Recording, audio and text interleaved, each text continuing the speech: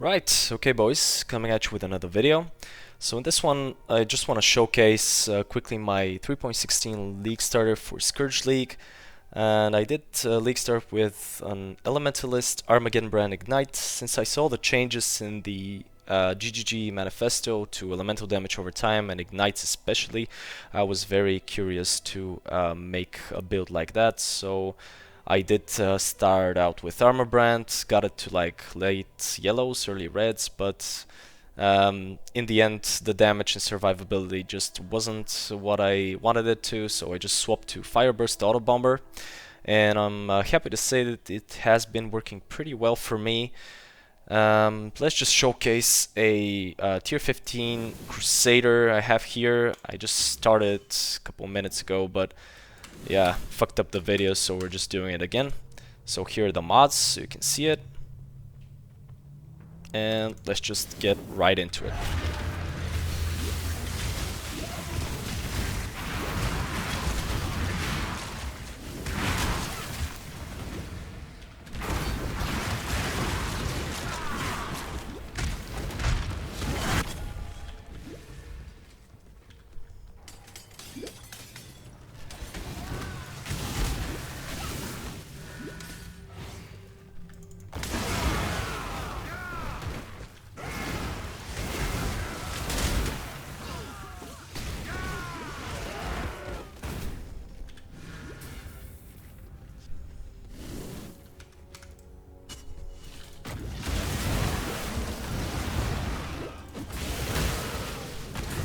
I need more mana.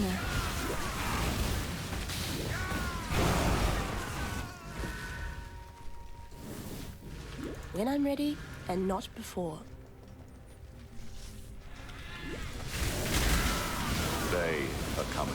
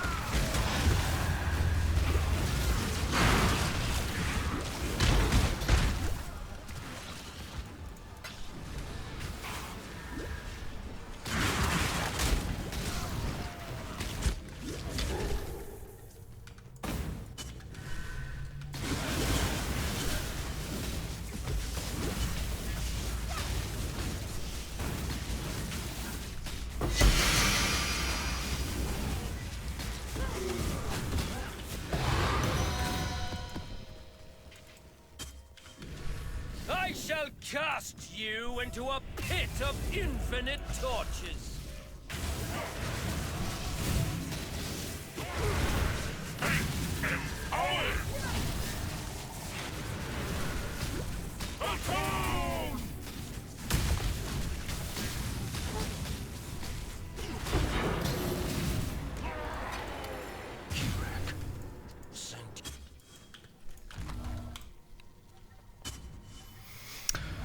Okay guys, so that was the showcase. As you can see, pretty good mapper, pretty fast, pretty easy to play. You just run around, it's basically a walking simulator.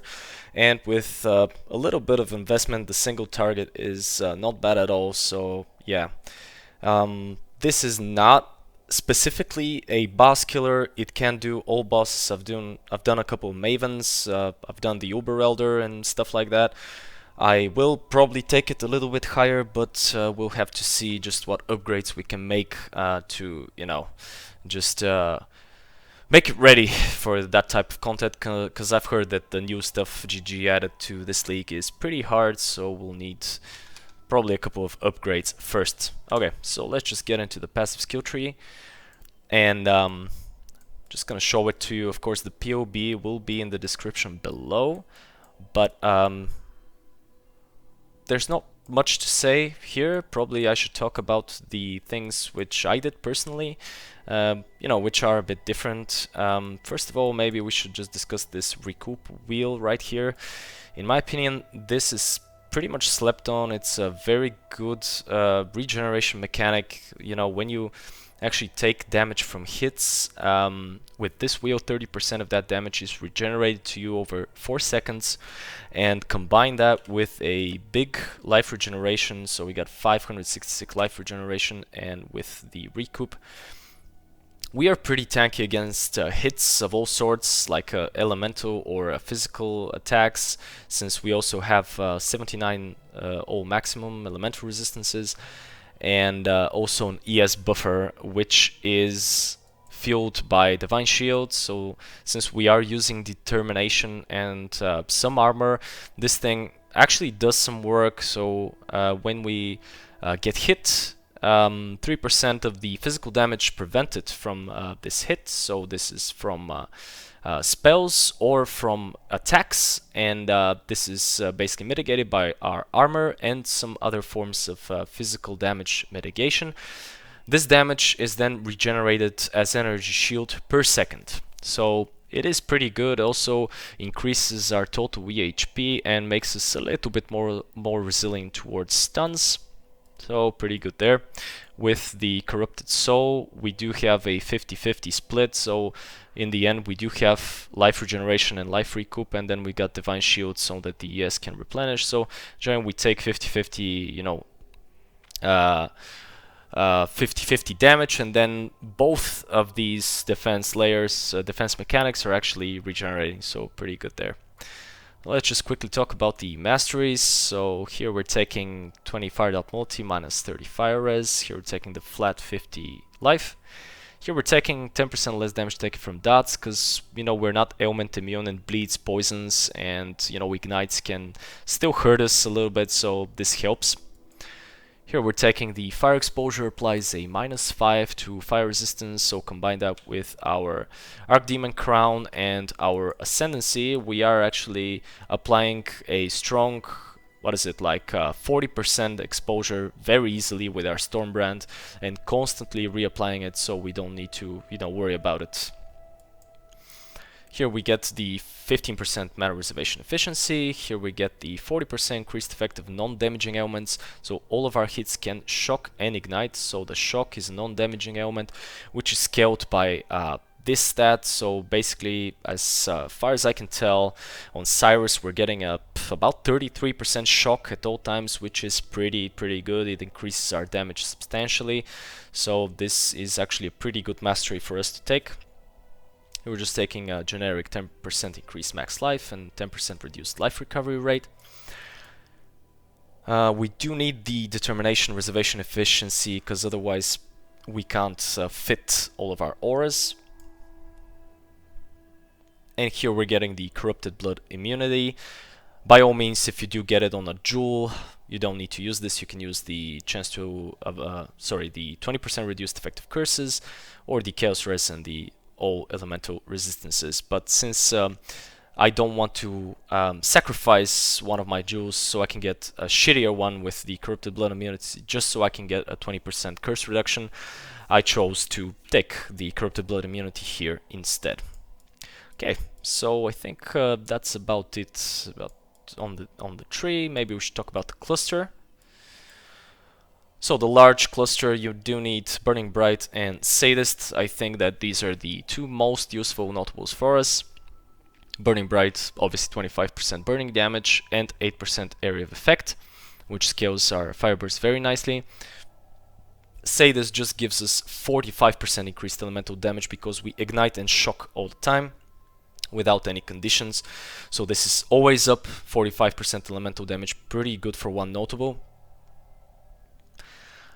And basically regarding the third one, you can use whatever. I don't take it since I just need to get to the mediums.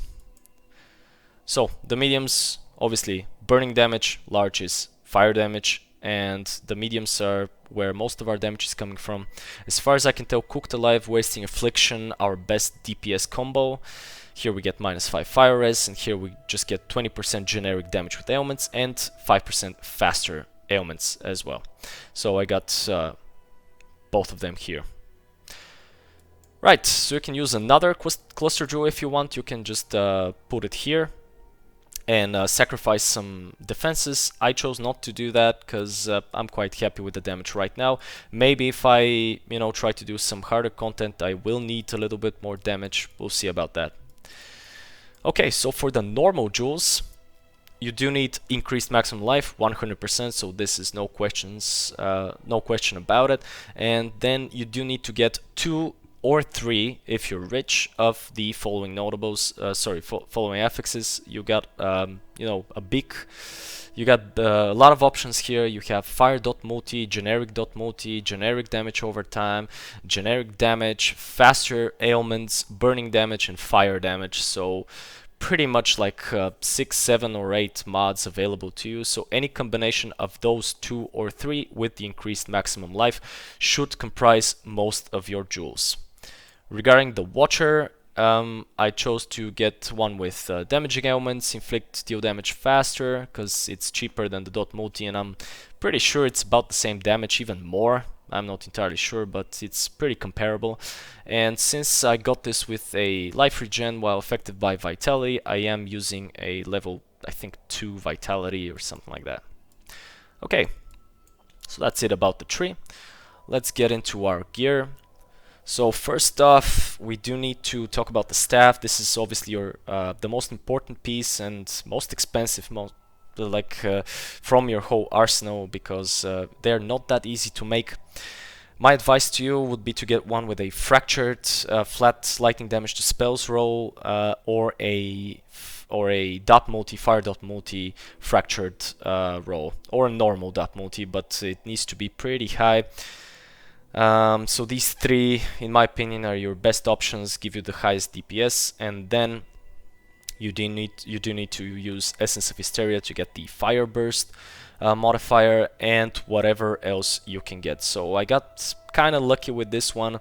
I hit the damage over time tier 2, and then I had one other modifier which I YOLO annulled, and then that gave me the option to multi-mod it and do the +2 to level Socketed Spore Gems, which is a Katarina Unveil, and the It That Fled gain % of fire damage is extra chaos damage. Okay, so Helm, basically life from resistances.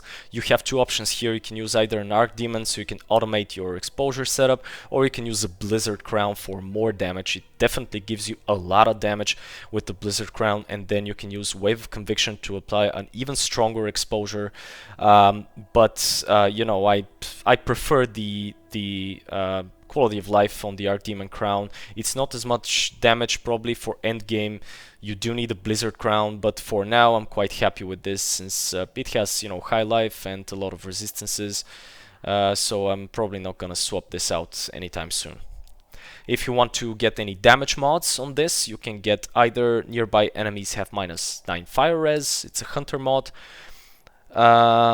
or you can get the flat elemental damage to spells, lightning, fire, or cold. Again, Hunter prefix, I think, and the other is a suffix, but they get pretty pricey if you want it on the ritual basis, the crowns, the Archdemon or the Blizzard, so yeah. Amulet, just basically your attributes will need to be filled out, you know, in one of probably 2 of your slots. You need a lot of dexterity on this build because we are running Awakened Swift Affliction, which at level 7 needs about 130 dex to actually run. So the amulet is a good place for you to get your dexterity, also a good place to get a damage over time multiplier roll. I think that the generic dot multi goes higher than the specific ones, but of course they can go together. So if you are pretty rich and you know how to craft these, by all means go ahead and do so, but at the moment I'm okay with this one. Your Anoint is 30 techniques. It's our basically best damage notable in the whole tree, apart from the ones we're getting. Just the generic 10% damage multi for ailments and a faster damaging ailments, so pretty good there.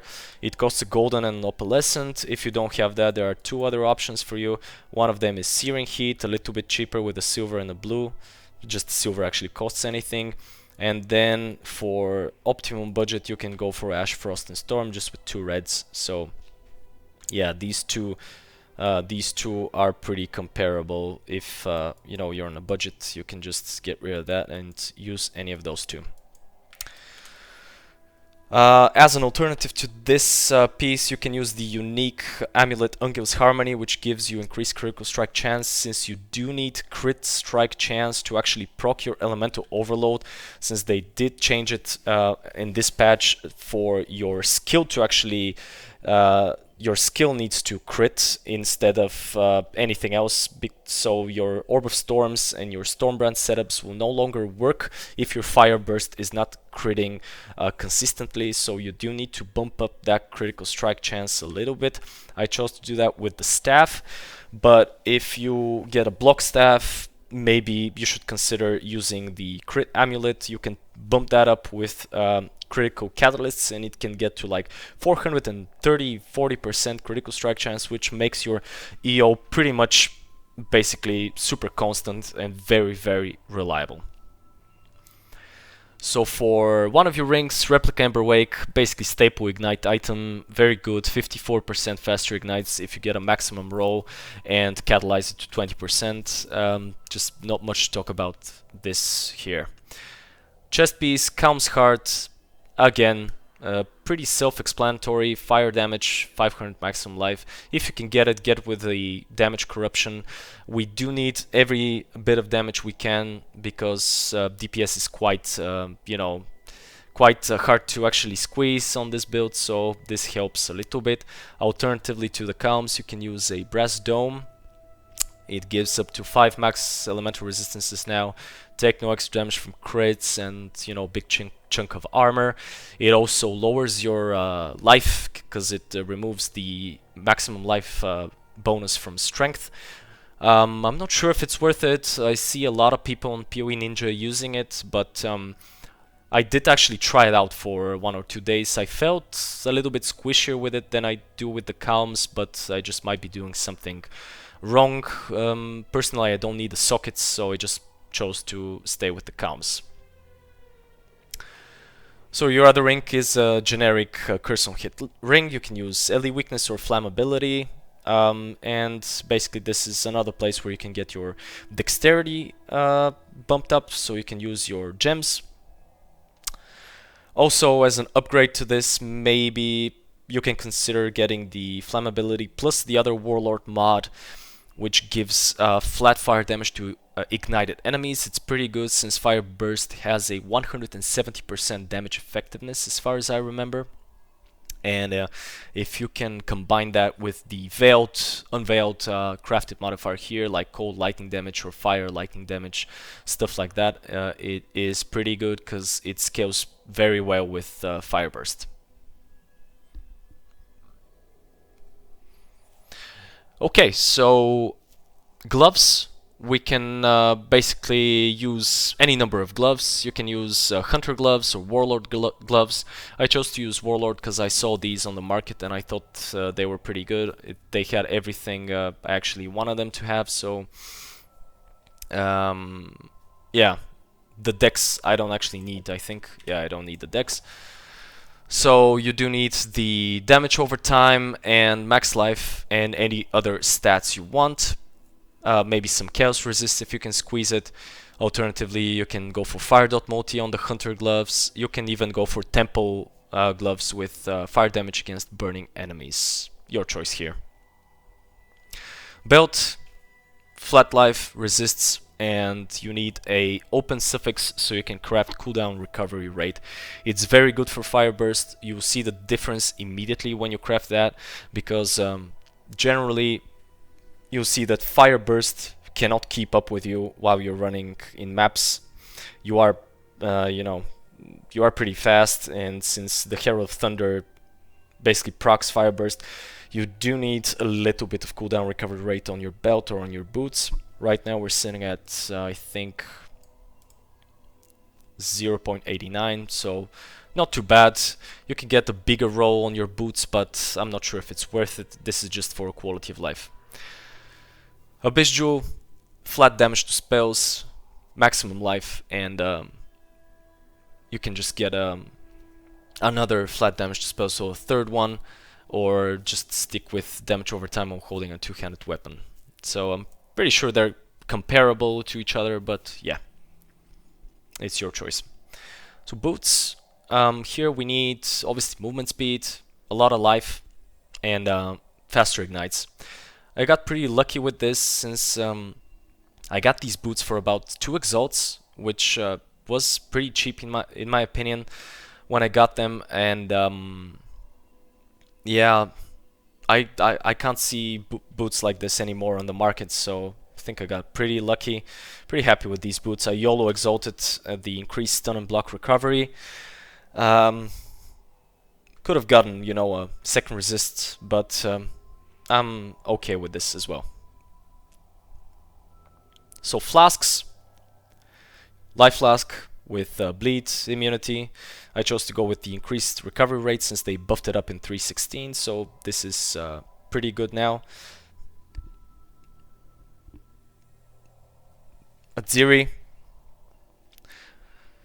basically just a damage flask. We get percentage of our elemental damage as extra chaos, which can also ignite, so pretty good there.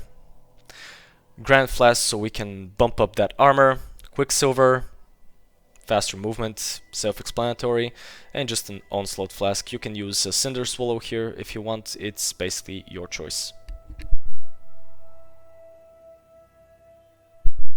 Okay, so let's talk about our gems real quick. So in the staff, this is where a Fire Burst is. We are supporting it with Awaken Burning Damage, Ignite Proliferation, Immolate Support, Awaken Unbound Ailments, Awaken Swift Affliction, and Awaken Deadly Ailments. In the helm, we have our Stormbrand, supported by Combustion and Faster Casting. You can swap this out for Killing Strike or Elemental Proliferation, whatever you want. Vitality doesn't need to be linked, it's just here. Movement skill, Flame Dash, Flame Surge, and Increased Area of Effect. Flame Surge basically does a Burning Ground, which is equal to 25% of the current ignite on the enemy. So when you ignite an enemy, pop down a Flame Surge and it creates a Burning Ground area, which is increased. Sorry, the AoE of the Burning Ground is increased by the increased AoE support gem, and basically increases your damage by about, you know, 25% if you're actually consistently applying this. But most of the times you won't be the bosses won't be on the burning ground, you know, 100%. So it's more of a like a 10 to 15 damage increase or thereabout. So Molten Shell, just put this on your left click and forget about it. It has saved me from a Shaper Slam. You can check it in the description. I'll put down the link to the video. I just got stuck in an Elder Circle and I was super slowed, and he just ported on me. I couldn't dash away quickly enough. And basically, just at that exact time, Molten Shell popped and it just tanked all of it. My HP didn't even move. I think just my ES dropped, right? So pretty good there. If you want, you can get a Vaal Molten Shell, of course, for that extra panic button, but I haven't bothered, so yeah. And here are our auras: Malevolence, Defiance Banner, Determination, and Herald of Thunder. So yeah, not much to say there. Alright, so probably we should talk about the Pantheon real quick. So the Brine King, just for a little bit of stun recovery and to avoid chain stunning, cannot be frozen, obviously the most important thing here, and reduced effective chill, so when you are on chilled ground you can actually move, which is, you know, not that bad. You can combine that with, I think there's a suffix mod on the gloves, which gives like 30 to 40% reduced effective chill and shock on you. You can become mostly chill immune and shock immune if you use this, so pretty good there. The minors, minor gods, you can use whatever you want. Personally, I just run around with Shakari since poisons and chaos damage is pretty dangerous to me since I got minus 38. Softcore Andy, by the way. And yeah, but if you are running probably, you know, an ignite map, when monsters ignite, you can use this. If you're running shocked ground, you can use this. If you're running Kadziri, you can use reduced reflect damage, even though we don't do that much since we use the Awakened Deadly Ailments. And running lab, you can just use this. Bandits, you need to kill all of them, obviously, since we are pretty stretched out on points. I don't know if I said that. I think I did. So Ascendancy order is Shaper of Flames, Shaper of Storms, and then these two at the end.